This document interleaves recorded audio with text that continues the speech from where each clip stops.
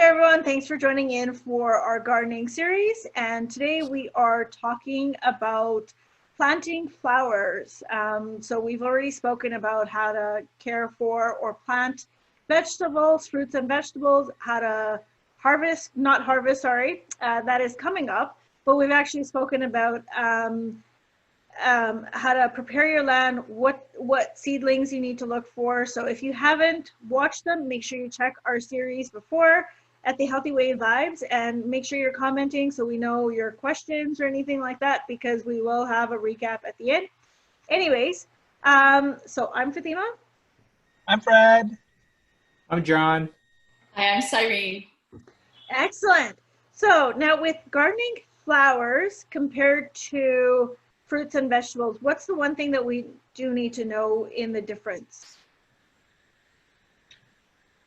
Well, there's not a lot of difference really, but one thing I like about flowers is that I buy the packs of seeds.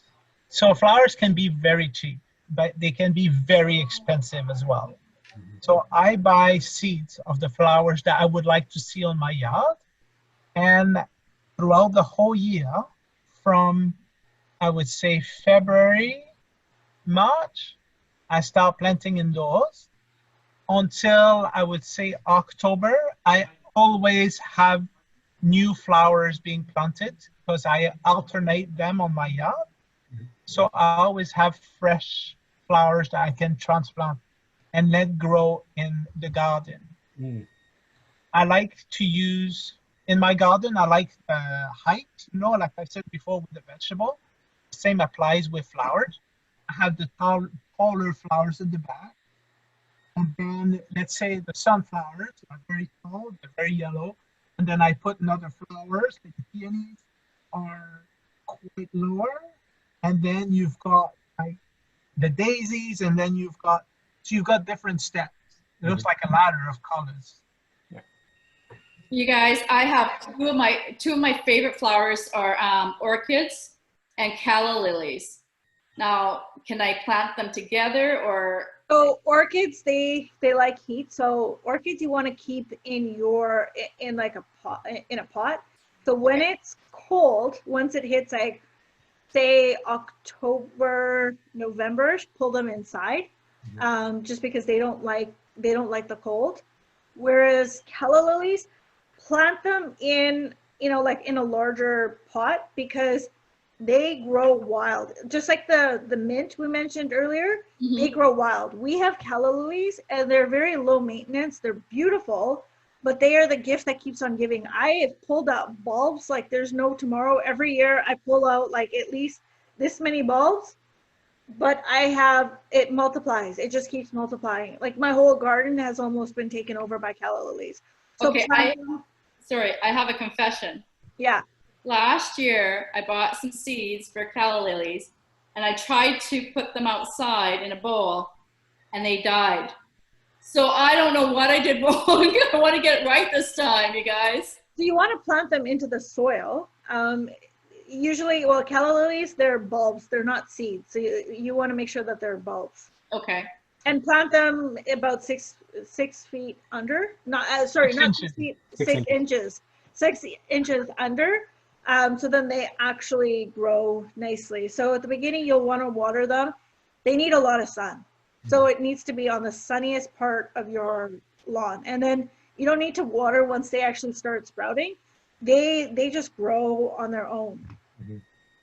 Yeah, Just and also take into consideration how big they'll get, because you don't want things to overpower one another. Like if you have two competing species that are the same size and you plant them next to each other, they're going to come out into one big plant, and it doesn't look nice. So kind of take into account, it's never bad to start out slow. Start out with some of the smaller things, or maybe actually start off with the bigger things like more brushy kind of plants, and then start planting the smaller ones around it, or because then you'll know kind of where the bigger ones are going to take hold, rather than planting your small ones and you throw some bulbs in like calla lilies and then it drowns out the smaller ones. Yeah.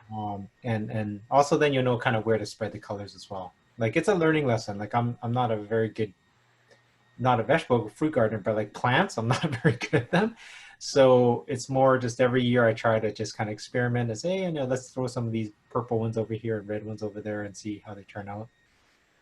Another question, guys. You Yeah. saw my calla lily outside of my balcony there. Now, when is it a good time to put it in the soil? And do I use the same soil that I have in my small planter versus having new soil because it's just and is it going to be cross contamination? No. Nope. You actually, for calla lilies, do you guys know if you guys should keep them in the pot? Is that a better idea? It's a better idea because otherwise they literally go wild. They like you could honestly my calla lilies, they've taken over my entire front yard.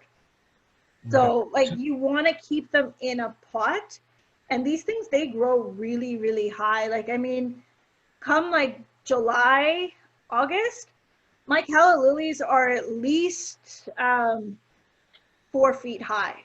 Wow. So they grow. So you want to make sure you want to keep them in a pot. Like unless you want your whole thing to be taken over by calla lilies, then plant them in your garden. So literally, Cyrene can dig a hole and put the whole pot right into the ground. Okay. Yeah. Okay, but you guys saw when I sent you the picture, it's turning a little bit yellow. Like it looks like it's dying already before it got. Have you been watering it? We put it outside, so you know how much water it's being. Maybe it's getting. Yes. Raining, and then it's sunshine, so it's fresh outside. So what am I doing wrong? Because I think it's dying on me. Plant it into the ground. Plant it in the ground. Yeah. It probably needs like the nutrients as well. It could be the water turning yellow. It could be many things. It could be too much water, not enough sunshine, not enough nutrients. All the nutrients are gone, so you need to plant in the soil so the roots can explore and find the nutrients that they need. Yeah. What kind of nutrients do they need? I'm not too sure on those. I don't know. I've planted, but I know they're the gift that keeps on giving. I don't know what nutrients. But once you, because the plant, the pot that you're putting into the ground, it does have some holes in it, right? So you're not exactly stunting its growth in the pot, but what it allows it to do is it allows it to grab nutrients from the surrounding soil. So That's right. it will take what it needs. And then on top of that, like we all talk about composting and throwing some organic fertilizer on it or manure. So that's going to go on the calla lily. So, it's even though the pot is sitting in the ground, probably just at the surface, like the edge of the pot is just poking out of the surface, you're still going to put the same fertilizer and compost on it as well. Okay, I haven't done any of that. I have Well, I mean, I haven't put any fertilizer or compost or anything on mine. They've been planted and they just keep growing. But remember, our gardens, like say flower gardens, they get their nutrients from the leaves are falling, they're breaking down, the animals goes through, they die. Like there's constant nutrients going on. Yeah. I love lupins quite a lot, and lupins can take over a garden as well. Yeah, for sure. and calla lilies, I have some as well, and they can take over the garden. But I put them all in the ground and I maintain them. I let them grow, take over a whole area, and then I pull out the ones I don't want, or I give them to neighbors. Yeah. The same with bamboo. Give me some, Fred. Yeah. It's the same with bamboo. Bamboo looks wonderful, right? Any bamboo really looks nice in the garden or in any house, indoor or outdoors. But bamboo is also one of those things you want to keep contained in a container. So you want to grow it in a pot. That's different because it's difficult to pull the bamboo. Yeah, so you want to start them in a pot. You don't want bamboo to start growing wild throughout your yard because once it takes hold, it's almost impossible to ever get it out. It takes you years to get the last bits out. So bamboo and the sounds like calla lilies and lupins and things like that. So again, do your research and find out which ones you do want to overgrow your garden with, because that's okay if you like that. But if you just want to have pockets of things, it doesn't hurt to keep them in a pot and just go from there. Yeah, and with the flowers, just I tell people experience. Mm-hmm. Get the seeds of the flowers that you like or the bulbs, and then plant them here and there, and then just decide if you like them or not, and then change them the year after. Yeah. And when you plant seeds and then you transfer the seedlings into your garden, I would say about 75% of the plant I transfer don't survive. Mhm. There's competition in the ground, right? A bigger plant's taking all the nutrients, so this one dies, or the pest comes in, or the kid steps on it. You know. And then another thing with, when you're planting flowers is, like as Fred mentioned earlier, is you want to also have the height.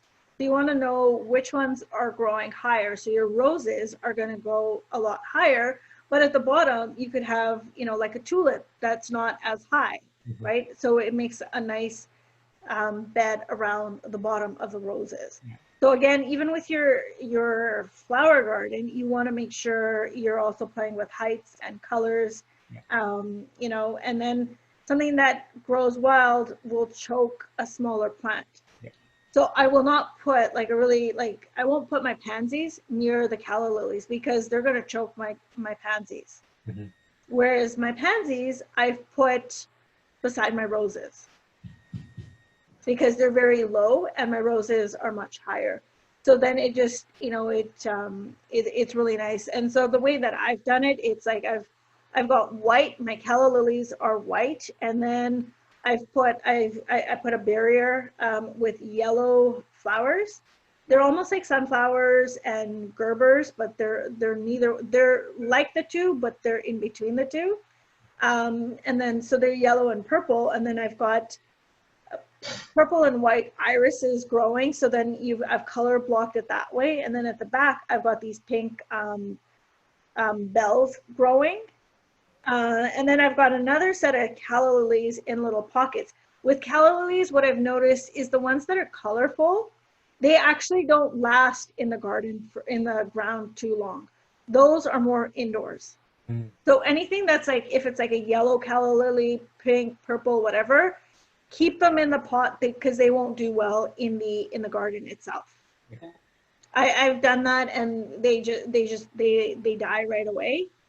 And so I keep them in a pot if I have the colorful one. Yeah, so that's pretty much garden, like the flower garden. Something that I just remember too is, when you're picking whether you grow them all year round, some flowers will come at different times of the year. Is planned for that because, again, it's something that I've been learning as well, and I haven't gotten the grasp of it yet. Is try to find species that bloom throughout the year. So you'll have like, roses will come throughout the year, or sorry, come at a certain time of year, and then you'll have certain other things come out. So all year round, your house will have different colors of different plants blooming, right? And I'm at the point right now, everything out front right now is green because I haven't mastered, offsetting some of these things where, the pinks will come out in February and then the purples will come out in March and, things like that. So you're always having some brightness come out, kind of like rotating flowers that will last 1 or 2 months and then they'll die off. Then the next one will come up, kind of, they'll overlap one another. Yeah. It's kind of hard, and that's all experimenting or finding out what will. And survive. remember that springtime, every garden is more colorful. Mm-hmm. Yeah. When you hit July, most of the gardens are green because we may have lots of trees and flowers, but they're just not flowering right now. If it's colorful, it's because they have annual flowers, like the perennials. To find the perennials that blooms in July is kind of tricky, I guess. Mm-hmm. Well, the calla lilies will be growing in July. They grow till about August, September. Well, that's great. Yeah, so you can just keep cutting them, bringing them inside, and the more you cut them, the faster they grow, actually. Yeah. I think I need to get some of those bulbs because that was our wedding flower. Oh, was it? Well, we got the mini ones, the ones that are the half-size ones. Yeah. But they're like when you touched about how delicate orchids are. Some plants are more delicate outside than others, so they won't survive. Like what Fred's saying. Some are going to die off because they're just not meant to be outdoor plants. Or some you could keep them in the pots, like what Cyrene's mentioning is, put them out when it's sunny and let them get some of that fresh air and sunlight. And then when it gets dark at night, bring them back in. So it's okay. It's okay to do that. Yeah. But some plants are just meant to be indoors. So, just be wary of which ones can and cannot go from raising them indoors and then transplanting them outside because it might be a shock to it and it'll just die off. Okay. Great tips. So I just wanted to share with you guys my rose garden, the roses that I just planted about 2 to 3 weeks ago. They're budding, they're blooming. So I've got the reds coming up, I got the yellow coming up, and then my baby peach ones, they were completely bloom. And then they died, and I cut those off, and now there's new blooms on those. So that's pretty exciting. And my white ones are coming out. So my pink ones, they always are the first ones out, like the big pink ones that you see that get to about like this big. Then my white and pink ones, they are next. So these ones are gonna keep growing. The pink ones, as soon as I cut off the bulbs that are done, they'll grow again. Yeah. That's one thing with roses. You want to make sure you're cutting off as soon as it's done. As soon as it's died, cut it off. So then that way it just, any flower, as soon as they've died, cut off like the little head of it. So then it allows for new growth. My rose tree is 20 feet tall, Wow. so I'm not cutting them. So the thorns on them must be, are they the thorn kind? They have thorns? Yeah, I have all the rose possible, I think, in my garden, and I'm scratching everywhere. Have any of you grown hydrangeas? Yeah, Okay. I have So- I 3. love hydrangeas. Like, Okay, I love they're the pom-poms, right? yeah. So my sister-in-law gave me a few plants, and I don't know, it was one of you that told me that just plant one plant, like don't plant a whole bunch because it gets huge. It does get huge. It's So huge. It it's takes time, though. It takes time. So I just have, it does take time. it's only about a foot tall. So I planted 6 of them within, I think it's like in a 6 by 4 foot area. So I planted 6 bushes. So I think I might have to pull 2 or 3 out because I don't want it You to, planted 6 of them within 4 foot. like 4 feet by 6 feet. Is that too much? Yeah. See, Fred's laughing. So okay, I'm gonna pull out 3 of them. If you guys That's want way too some, much. I don't know what. I don't even know what color they are, but they're not gonna come out this year. I know because they're still juveniles, but they'll start to really go. You know what? I knew something was wrong with my neighbor across the street who is a gardener. Came over and he goes, "So what are you doing?" I said, "Oh, planting hydrangeas." He goes, "How many are you doing?" I go, "Oh, there's 6 of them here." He goes, "You might want to pull 4 of them out." I go, "No, they're tiny." Like he goes, "Trust me, you want to come to my house?" Bro, they're massive. Like, Yeah, It's they the grow. size of like a little mini, like a smart car, right? It gets yeah, and so they basically, and they grow against your wall, right? So like they need something big. Oh, it's out in the to open. have like It's out in space. the open though. It's out in the open. Mine is in the open too, actually. Okay, they'll just come out like a big bush then. But yeah, so you want to make sure you're shaping it, like always sort of when they Prune fall, it. shape it so that it actually has a nice shape to it. And the Okay. ones that are, so the blue ones, if you want to make sure, if you want to get it blue, put nitrogen in it. Okay. Because they need the more nitrogen it is, the bluer the color.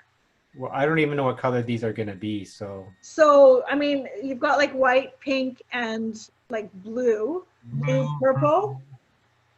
So basically, if you want to change the color of it, add nitrogen. okay. Interesting. Okay. Ours is fuchsia. Yeah. Fuchsia, yeah. Yeah, ours is bright If pink. you guys need some hydrangea seedlings, let me know because I have to pull 3 or 4 out. I have 4 of them. Mine are like this big, okay? And I have also another one, which is a special kind. It grows onto, it's about, it looks like a tree. So it's on a trunk. Yeah. And it's about 10 feet tall. And the top is perfect round like this. And it blooms, I would say, at the end of July. And it stays white all the way until October. And in October, it turns to pink. Wow. And then it dries out and goes to shitty brown. But, you know, it's beautiful. And it's a different kind of hydrangea, but it's a beautiful tree. Wow. Okay. Okay, I don't know much about plants, but is that, That looks like a rose. That looks like a rose. Yeah. it doesn't smell like a rose though.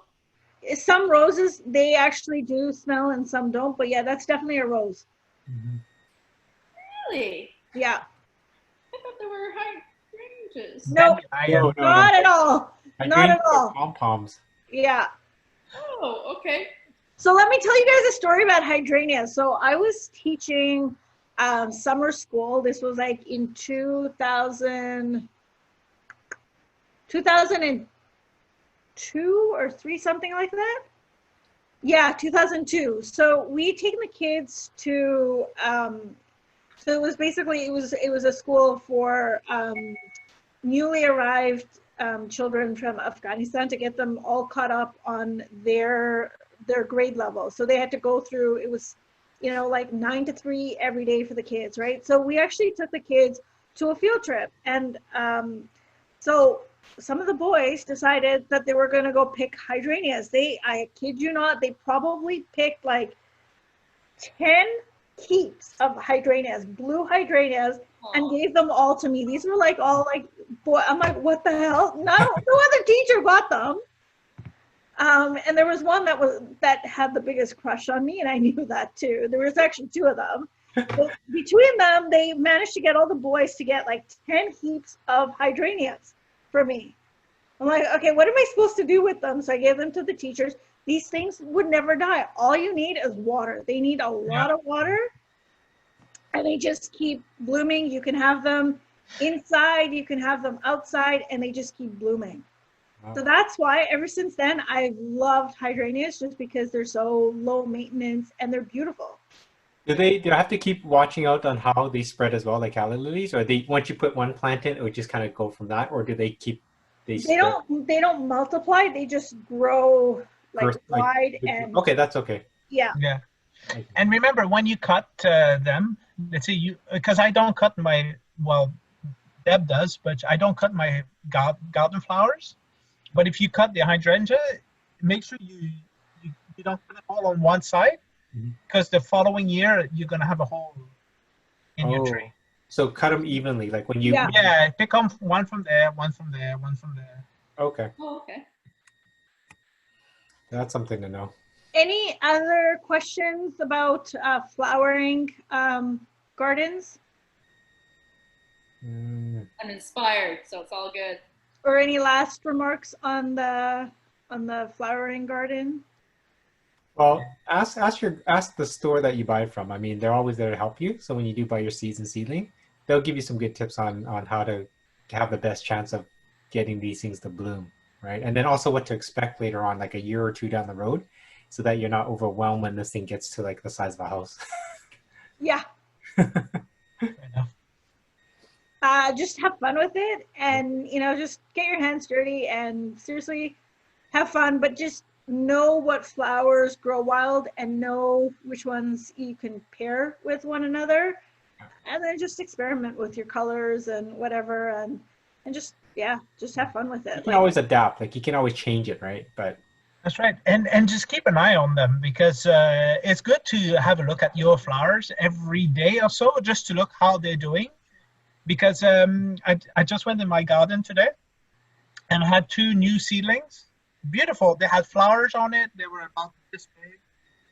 And today they've completely gone. Only the stalk is left. But I found 4 big slugs going around. So, and I forgot to put eggshell around those ones. So they went, woo. Having a party. Destroyed everything. Yeah, party, no eggshell. Well, that concludes our topic for today. If you haven't had a chance to check out our ebook, go to our website, The Healthy Way of Vibes, or even on our Facebook page, and you can get this ebook. And it is a great read with a lot of tips as to how you can change your home around. This copy is not available, so you are going to want to get the ebook. And that basically concludes our day for today. Thank you very much for joining in. And our next topic is maintenance of both gardens. So stay tuned, and we will talk to you later. Bye. Bye.